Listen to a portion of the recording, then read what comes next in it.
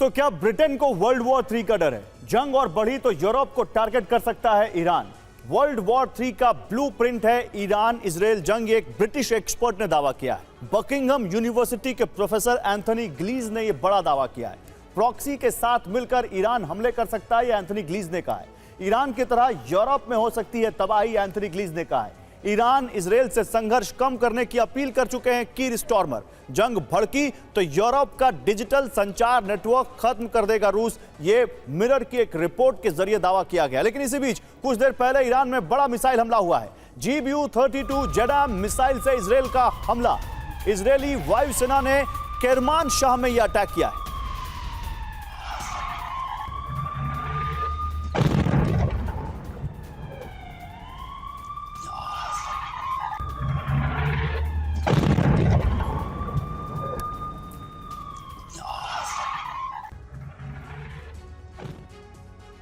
और एम्बेसडर वोरा हमारे साथ है। एम्बेसडर वोरा, मैं आपसे एक छोटा सा सवाल और लेना चाहता हूं। एम्बेसडर वोरा, हम अभी ईरान की रेपुटेशन की बात कर रहे थे, मैं उससे आगे का एक सवाल पूछता हूं। क्या यहां पर जो सुप्रीम लीडर हैं इस वक्त ईरान के अयातुल्लाह खामेनी, क्या वो अपनी इस रीन के या अपनी लीडरशिप के सबसे बुरे दौर से या सबसे कड़े इम्तिहान से गुजर रहे हैं? 100%, क्योंकि अब जो उनको तमाचा पड़ा है करारा इजराइल से, वो क्या बताएंगे अपने लोगों को। अभी तक तो ये था कि आप लोग शारिया को फॉलो करिए, ये करिए, वो करिए, सब ठीक हो जाएगा। नहीं हो रहा है ना सर, बहुत मार पड़ रही है उनको, और ये उनके लिए कमज़ोरी का वक्त है, क्योंकि उनकी ओवर द लास्ट 15 ईयर्स हल्के हल्के करके इजराइल कभी इसको तोड़ता है, कभी उसको तोड़ता है, कभी साइंटिस्ट को मारता है, कभी उस लीडर को मारता है। तो तैयारी बड़ी चल रही थी कि किसी तरह टाइम जब आएगा हम हमला करेंगे। और नेतन्याहू साहब का एक यहूदी कम्युनिटी का एक मकसद है कि हमें जिंदा रहना है।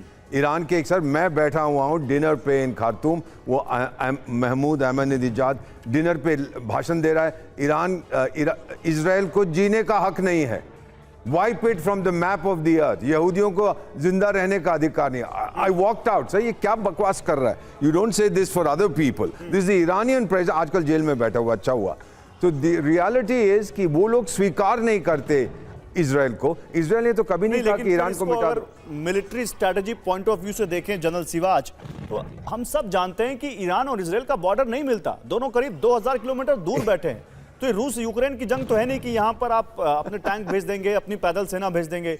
तो फिर ये क्या वही ड्रोन, मिसाइल और फाइटर जेट से ये वॉर लड़ी जाएगी? कब तक ऐसी वॉर सर्वाइव कर सकती है? 24 घंटे। देखो, सच्चाई ये है कि गौरव, पहले तो अगर आप देखें, जो अप्रैल में एक मुठभेड़ हुई थी इजराइल और ईरान के बीच में, इजराइल ने ईरान का एयर डिफेंस सिस्टम काफ़ी हद तक बर्बाद कर दिया था, और इसका भी फ़ायदा इस बार इजराइल ने किया है। और दूसरा, जो मोसाद के 1000 एजेंट चले गए, वहाँ से ही सटीक वार हुआ। क्या क्या डिस्ट्रॉय किया उन्होंने, उसके साइंटिस्ट मार दिए टॉप 6 से 8, उसके बाद टॉप जनरल्स मार दिए, और उसके बाद जो इनकी न्यूक्लियर फैसिलिटी थी उस पर काफ़ी हद तक उन्होंने इम्पैक्ट किया है। और ये जो नटाज की बात कर रहे हैं, इसके अंदर ये इनरिचमेंट होता है यूरेनियम। मैं इस बात से सहमत हूँ कि ये सोचना कि जो सारी न्यूक्लियर फैसिलिटी ईरान की बर्बाद होगी वो शायद नहीं है। उसके लिए B-2 बम्बर्स की जरूरत पड़ेगी, क्योंकि बंकर बस्टिंग जो बम है वो चाहिए, और उससे ही होगा। मगर एक बात सच्चाई है कि जो कॉम्बैट पावर का मैं बात कर रहा था, कि वो इतना फर्क पड़ गया है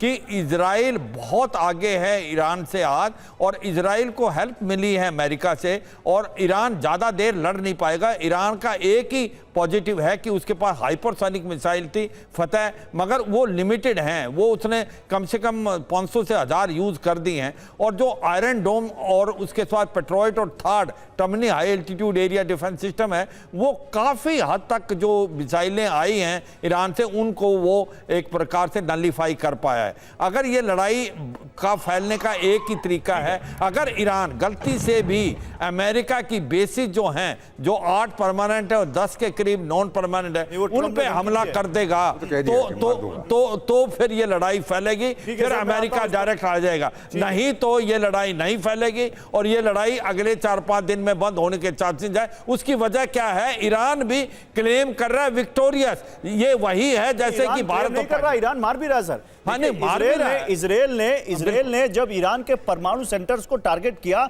तो उसने सोचा नहीं होगा कि ईरान भी इतनी बुरी तरह हिट या करेगा। गौरव, ये बात तो ठीक है। मैं एक रिपोर्ट दिखाना चाहता हूं कि ईरान ने किस कदर इजराइल को हिट किया है, फिर इस डिस्कशन को आगे बढ़ाते हैं। दिखाइए सर। Good idea. ठीक है।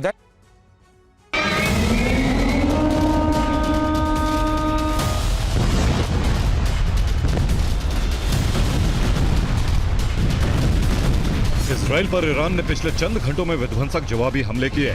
ईरानी मिसाइलों के घात प्रहार से इजराइल की राजधानी तेल अवीव और कई शहरों में दहन के दृश्य देखे गए।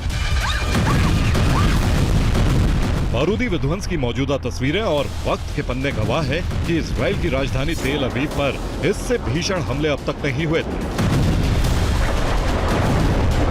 ईरान जिस तरह से इजराइल पर जवाबी हमले कर रहा है, उससे साफ है कि वो अब इजराइल के खिलाफ निर्णायक युद्ध की तैयारी कर चुका है। ईरान के जवाबी हमलों का ही ये असर दिखा कि इजराइल ने अब अमेरिका से भी ईरान के खिलाफ इस जंग में शामिल होने की अपील कर दी।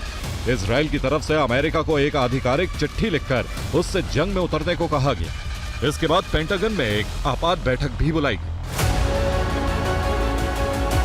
अमेरिका ने फिलहाल भले ही जंग में उतरने से इनकार कर दिया हो, लेकिन आने वाले दिनों में वो जंग में उतर सकता है, क्योंकि अमेरिका को इस बात की टेंशन है कि ईरान ने अब अमेरिकी सैन्य बेस को भी निशाना बनाना शुरू कर दिया है। ईरानी प्रॉक्सी ने 14 और 15 जून की रात इराक के अमेरिकी सैन्य बेस पर जबरदस्त हमले किए।